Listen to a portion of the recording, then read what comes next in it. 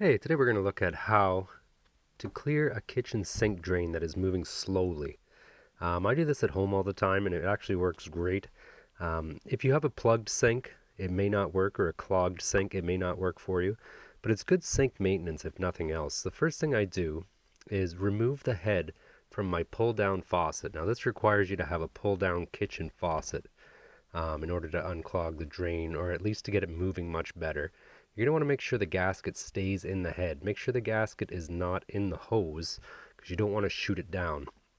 The next thing I do is like to run hot water. It helps break down any greases that could be stuck to your pipe walls. And essentially what I'm going to do is just use the hose like a pressure washer and just try and spray it down the holes of the basket strainer on the kitchen sink drain.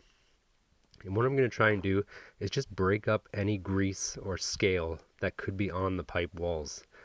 And I like to do this if I know there's been some grease on plates or anything like that, and I know it could be in the drain and it's slowing.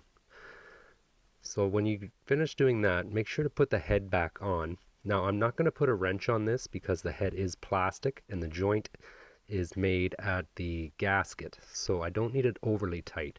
But make sure you do run it afterwards and check for leaks to make sure you're not getting any leaks. All right, thanks for watching.